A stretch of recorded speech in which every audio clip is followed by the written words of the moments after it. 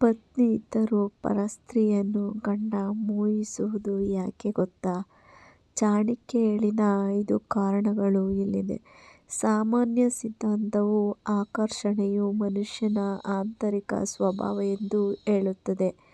ಆದರೆ ಇದರಿಂದ ನಿಮ್ಮ ವೈವಾಹಿಕ ಜೀವನದಲ್ಲಿ ಉದ್ವಿಗ್ನತೆ ಉಂಟಾಗುತ್ತದೆ. ಆಗ ಅದು ಕೇವಲ ಆಕರ್ಷಣೆ ಅಲ್ಲ. ಅಂತಹ ಪರಿಸ್ಥಿತಿಯಲ್ಲಿ ವಿವಾಹೇತರ ಸಂಬಂಧವು ಅನೇಕ ಕಾರಣಗಳಿಂದಾಗಿ ಕೆಡುವ ಸಾಧ್ಯತೆಗಳಿವೆ ಮತ್ತು ಅದನ್ನು ಸಮಯಕ್ಕೆ ಸರಿಪಡಿಸಿದರೆ ಅದು ನಿಮಗೆ ಉತ್ತಮವಾಗಿರುತ್ತದೆ. ಅಂತಹ ಪರಿಸ್ಥಿತಿಯಲ್ಲಿ ವೈವಾಹಿಕ ಜೀವನವು ಹಾಳಾಗುವುದು ಮತ್ತು ಪುರುಷನು ತನ್ನ ಹೆಂಡತಿಯಲ್ಲದೆ ಬೇರೆಯವರ ಬಗ್ಗೆ ಹುಚ್ಚನಾಗುತ್ತಾನೆ. ಇದಕ್ಕೆ 5 ಕಾರಣಗಳಿವೆ. ಮೊದಲನೆಯದಾಗಿ, ಚಿಕ್ಕ ವಯಸ್ಸಿನಲ್ಲೇ ಮದುವೆಯಾಗುವುದು. ಚಿಕ್ಕ ವಯಸ್ಸಿನಲ್ಲೇ ಆಗುವ ಮದುವೆ ಇಂತಹ ಸಮಸ್ಯೆಗಳನ್ನು ತರುತ್ತದೆ. ಅದನ್ನು ನಿರ್ಲಕ್ಷಿಸಲಾಗುವುದಿಲ್ಲ. ಎರಡನೆಯದಾಗಿ, ನಿಮಗೆ ಈಗಾಗಲೇ ವೃತ್ತಿ ಮತ್ತು ಇತರ ವಿಷಯಗಳ ಬಗ್ಗೆ ಸಮಸ್ಯೆಗಳಿವೆ. ಅಂತಹ ಪರಿಸ್ಥಿತಿಯಲ್ಲಿ ವೃತ್ತಿಜೀವನ ಸ್ವಲ್ಪ ಉತ್ತಮವಾದಾಗ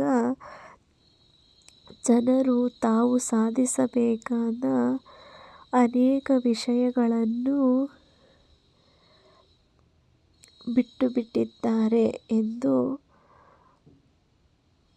ಭಾವಿಸುತ್ತಾರೆ ಮತ್ತು ನಂತರ ಜನರು ವಿವಾಹೇತರ ಸಂಬಂಧಗಳ ಬಗ್ಗೆ ಯೋಚಿಸಲು ಪ್ರಾರಂಭಿಸುತ್ತಾರೆ. ಎರಡನೆಯದಾಗಿ, ದೈಹಿಕ ತೃಪ್ತಿ. ಪತಿ ಪತ್ನಿಯರ ನಡುವಿನ ಆಕರ್ಷಣೆಯ ಕೊರತೆಯು ಹೆಚ್ಚಿನ ಸಂಬಂಧಗಳಲ್ಲಿ ದೈಹಿಕ ತೃಪ್ತಿಯನ್ನು ಪಡೆಯದ ಕಾರಣ ಸ್ಪಷ್ಟವಾಗಿ ಗೋಚರಿಸುತ್ತದೆ. ಅಂತಹ ಪರಿಸ್ಥಿತಿಯಲ್ಲಿ ಜನರು ವಿವಾಹೇತರ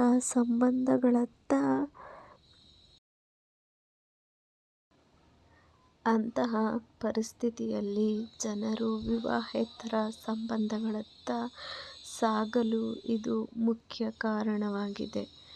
ದೈಹಿಕ ತೃಪ್ತಿ ಎಂದರೆ ಹಾಸಿಗೆಯಲ್ಲಿ ಒಬ್ಬರನ್ನೊಬ್ಬರು ತೃಪ್ತಿಪಡಿಸುವುದು ಮಾತ್ರವಲ್ಲದೆ ಮನಸ್ಸು ಮತ್ತು ಮಾತುಗಳಿಂದ ಪರಸ್ಪರ ಉದಾರವಾಗಿರುವುದು.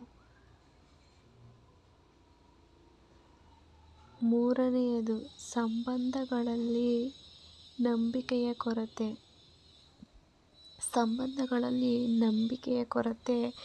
ಕೆಲವು ಜನರಲ್ಲಿ ಅವರ ವಿವಾಹೇತರ ಸಂಬಂಧವನ್ನು ತಮ್ಮ ದೊಡ್ಡ ಸಾಧನೆ ಎಂದು ಪರಿಗಣಿಸುತ್ತಾರೆ.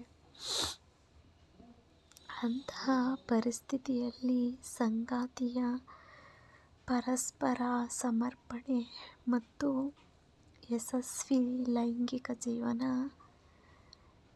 ಬಹಳ ಮುಖ್ಯ. ಇಲ್ಲದಿದ್ದರೆ ನಿಮ್ಮ ಸಂಬಂಧವು ಶೀಘ್ರದಲ್ಲೇ ಗಂಟುಗಟ್ಟಲು ಪ್ರಾರಂಭಿಸುತ್ತದೆ. ಎಷ್ಟೋ ಸಲ ಸಂಗಾತಿಯ ಜೊತೆಗಿನ ಸಂಬಂಧದಿಂದ ತೃಪ್ತರಾದ ನಂತರವೂ ಮತ್ತೊಂದು ಸಂಬಂಧವನ್ನು ಹೊಂದಲು ಉತ್ಸುಕರಾಗಿರುತ್ತಾರೆ. ಇದು ನಿಮ್ಮ ಜೀವನವನ್ನು ಹಾಳುಮಾಡುತ್ತದೆ.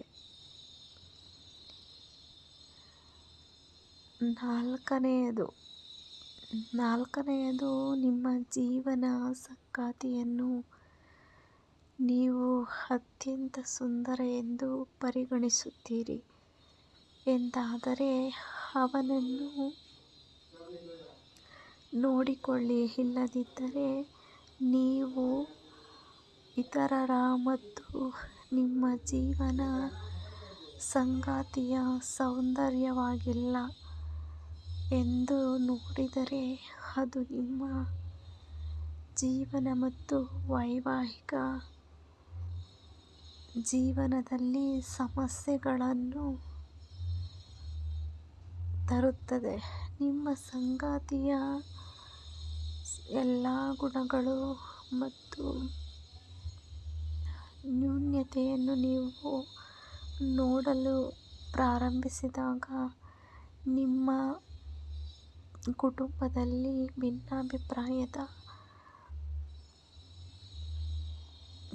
ಕುಟುಂಬದಲ್ಲಿ ಭಿನ್ನಾಭಿಪ್ರಾಯದ ಪರಿಸ್ಥಿತಿಯು ಸೃಷ್ಟಿಯಾಗುತ್ತದೆ ಎಂದು ನೀವು ಅರ್ಥ ಮಾಡಿಕೊಳ್ಳಬೇಕು. ಈ ವಿಡಿಯೋ ಇಷ್ಟ ಆಗಿದ್ರೆ ದಯವಿಟ್ಟು ಒಂದು ಲೈಕ್ ಮಾಡಿ, ಶೇರ್ ಮಾಡಿ, ಸಬ್ಸ್ಕ್ರೈಬ್ ಮಾಡೋದನ್ನು ಮರಿಬೇಡಿ ಫ್ರೆಂಡ್ಸ್. ಇವತ್ತಿನ ವಿಡಿಯೋ ಇಷ್ಟ ಆಗಿದ್ರೆ ದಯವಿಟ್ಟು ಒಂದು ಲೈಕ್ ಮಾಡಿ, ಸಬ್ಸ್ಕ್ರೈಬ್ ಮಾಡಿ ಫ್ರೆಂಡ್ಸ್.